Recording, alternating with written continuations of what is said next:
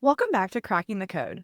I'm your host, Elizabeth, and in today's episode, we're diving into NAICS 611430, Professional and Management Development Training.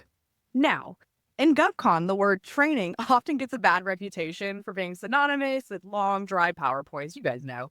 But honestly, if you look at the spending, it's clear that the government would consider this a critical mission and requirement.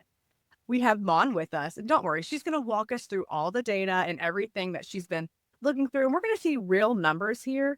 And we also have Rena, who's going to help us translate what the industry should actually do with this data that Mon and her team have gathered for us. So, Mon, let's get started with expectations versus reality. So, when you hear professional and management development training, what do people usually assume? They normally assume that this NAICS is just leadership retreats or soft skills workshops, but this is a powerful NAICS code that covers everything from cyberspace, defense training for the Army to specialized nursing education for the VA. And over the last 5 fiscal years, we've seen over 13,000 contract awards across civilian and defense agencies, which tells us training isn't episodic, it's continuous. Yeah, and the reason it's so important right now is the skills gap. The government is trying to modernize its workforce, whether that's leadership coaching at DHS or technical writing at HHS. If you can help the Fed do their job better or more efficiently, there's a very healthy budget waiting for you. All right, and let's look at who's actually signing the checks here. So I would just assume that the Department of War is leading the pack. They are. The DoD has awarded over 4,100 contracts under this code, totaling about 1.61 billion. But here is the interesting context. Within the DoD, the Army is the big spender at over 617 million, while the Navy has the highest volume with over 1,800 individual contracts. All right, so just so we're clear, the Army's big money and the Navy is big volume. Exactly. And we could say the Army is often looking for large scale contracts, while the Navy might be doing more frequent, smaller scale training contracts. And this is a crucial distinction for a strategist. If you're a large firm, you're likely targeting those 50 million plus Army contracts. But if you're a smaller shop, the Navy's high volume of BPA calls and smaller training orders, sometimes as they're even under $10,000, it's much easier door opener. However, there is no room for companies who do not understand the mission, who do not understand the warrior ethos. That this isn't generic business coaching. It's far from it. And Mon, let's talk about the civilian side a little bit because I saw some high numbers from the Department of Homeland Security and Interior. Yes, in the case of the Department of Homeland Security, is actually the second in cumulative contract dollars awarded, with over 400 million spent on peer and leadership training. And while the DOI has fewer awards with only 269, their total expense reach over 13 million, as they have very specialized needs like travel, concentration training, and senior leadership cohort. Overall, I say training isn't concentrated in one mission. Said it's embedded across government. So this isn't follow one agency in your set kind of market. Yeah, not at all. It is broad, steady, and spread across missions. But strategically, it also means that this NAICS rewards repeatable awards. So agencies aren't reinventing training every year, they're refining it.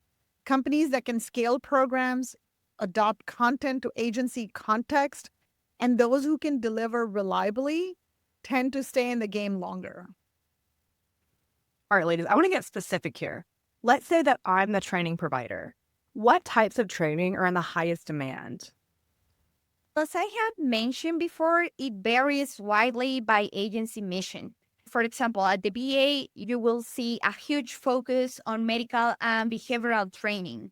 Things like nurse simulation platforms, and emergency nurses residency programs, while at HHS, it's grant writing workshops, biosimilar education. And of course, the full report is available for you to download and see these trends and data. But this is where you must really niche down. You can't just say, I provide training. You must say, I provide cybersecurity or cyberspace defense training support, which, by the way, is $1 million plus requirement in the Army. So, Mon, I saw that LinkedIn Learning is on the list for DHS. Does that mean that the government buys off the shelf software too? Yes, they do. For example, DHS had a contract for access to LinkedIn Learning via Carousel for 88,000. But the government also bought highly customized services like executive learning training for ICE for about 14,000. So while these are just examples of small contracts, it gives you a flavor for what is under this NAICS code. And as we all know, the government does not build anything itself. The agencies are increasingly looking for blended learning, a mix of web-based tools, instructor-led coaching. So if you can provide this hybrid model, you're hitting a very sweet spot. So, one thing that really stands out to me is the slides on the small business participation.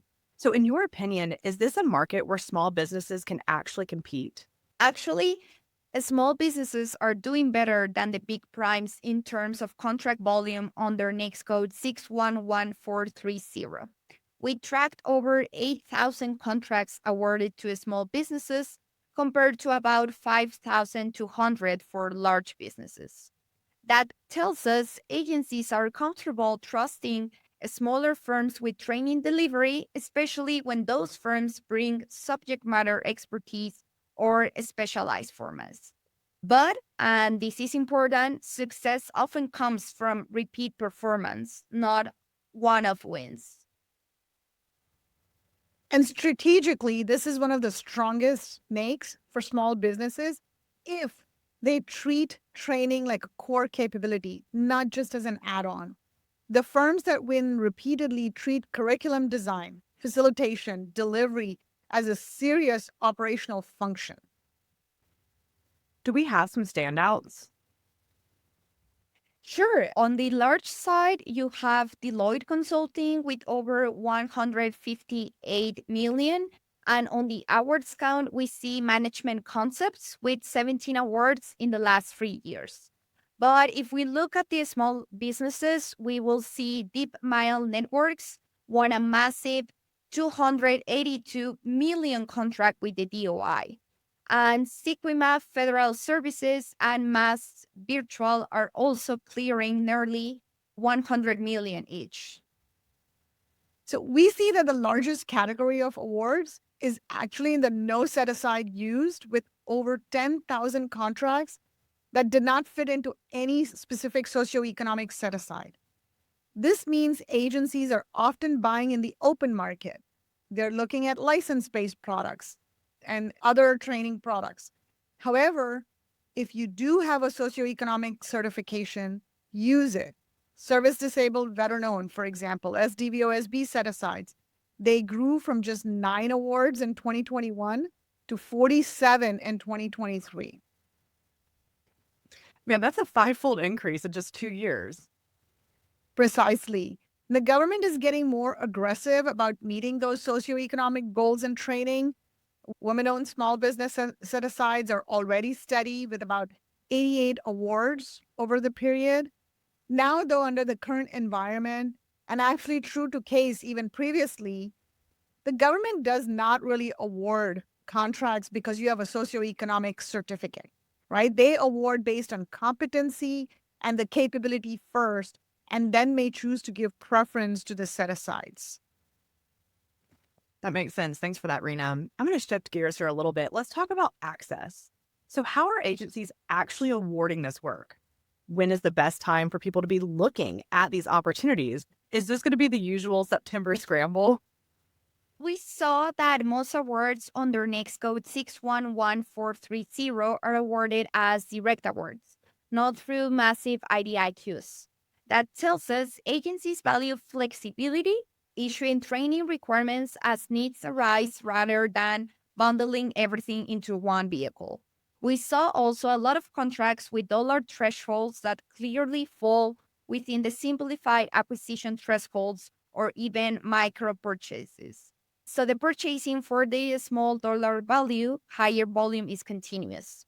The larger 50 million to 100 million contracts obviously are different. So you don't have to be on every major vehicle to be able to compete under this NAICS. Correct. You need visibility, relationships, and the ability to respond quickly. Regarding the best time to catch these opportunities, while the money spent data shows a very clear peak in the fourth quarter, which is typical, but because training requires scheduling and curriculum development, many of the conversations and sources of notices are happening in the second and third quarter. And this is where the captured discipline actually pays off. Companies should be tracking recurring training buyers, watching recompetes, and staying close to program offices. If you wait until September to pitch a training program, you're probably too late. You might get a small $10,000 end of year buy, but you won't win those multi-million-dollar instructor support contracts. You need to be in front of the program managers in spring because training needs don't disappear, they refresh. And where is this work happening? We see the awards cluster for training are where you expect to be: California, Maryland, and Virginia. This is where the major military commands and federal headquarters are located. However, recipient location is more spread out. That suggests agencies care less about where you are headquartered and more about where and how you deliver. Which means virtual delivery, regional trainers, and hybrid models are not nice innovations. They are competitive advantages. For this, you really need to emphasize your web-based or remote delivery capabilities, which we've seen more in the recent VA and HHS samples. Firms that can deploy training flexibly meet agencies where they are. Great. And ladies, I have final takeaways here. So if someone is claimed 611-430 today, what could they do differently tomorrow? I'm going to share 3 takeaways. Follow the volume. If you're a small business, look at the Navy, look at Department of Justice. They buy frequently, which gives you more to choose from. But again, don't forget that mission understanding. Number 2, specialization wins. Don't be a generalist. As Mon said, be that biosimilar education expert or the military intelligence labor support expert. Treat training as a mission support function, not as a commodity. Certify and compete. The growth in SDVO SB set-asides is a signal. Get your paperwork in order because agencies are looking for you. And I will also say, understand that this is a steady operational market, not a one-time opportunity. The data regards consistency, responsiveness, and trust. That's excellent advice. And for those listening, you can find the full data set, including agency subawards, socioeconomic distributions, and quarterly patterns. You can download our full report at www.bidexecs.com. That's it for this episode of Cracking the Code. If you are in this market, the code is clear, show up, deliver well, and stay ready.